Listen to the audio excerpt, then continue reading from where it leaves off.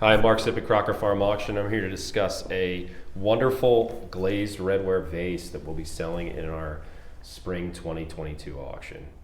Now, this work was made by Thomas Vickers in Chester County, Pennsylvania, probably in 1796, as we have an inscription here for Ann Miller, born AD 1796. So this is, we know from England we have birth banks, and there's other pieces of pottery commemorating birthdays and that sort of thing. So in this case, this is commemorating the birth of Ann Miller, who assumedly was somebody that lived somewhere in Chester County near Vickers pottery.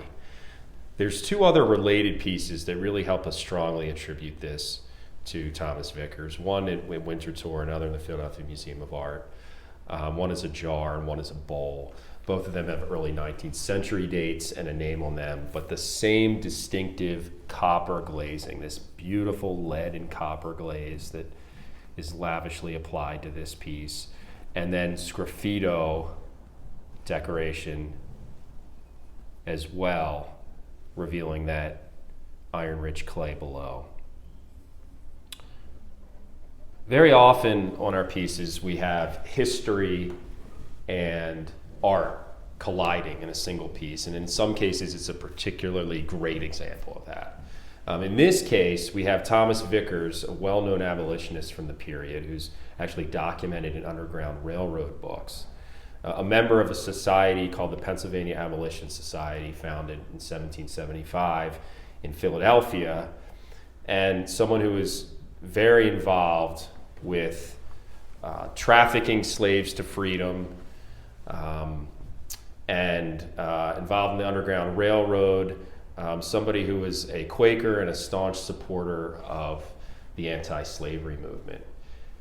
His son, John Vickers, who was his partner later in life, is well known for also being involved in the abolition movement. And there's documentation, family history, stories, what have you, of him actually wagoning fugitive slave children in large redware jars. Both of the Vickers, Thomas and his son John, were known to harbor slaves, and their documentation is very extensive. And so we have a piece that not only combines the beautiful and distinctive artistic style of the period, the sgraffito style that we so often associated with Pennsylvania redware, but we have people who are really important historic figures and social activists during the period.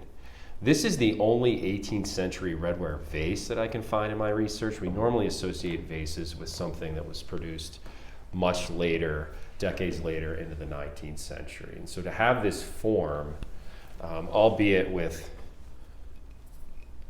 a ground down rim intact, is quite unusual.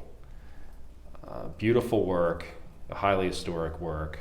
It came out of that great collection of pottery that we received from California, of which there's a number of other important pieces in this auction, and we're excited to bring it to you for our spring 2022 sale.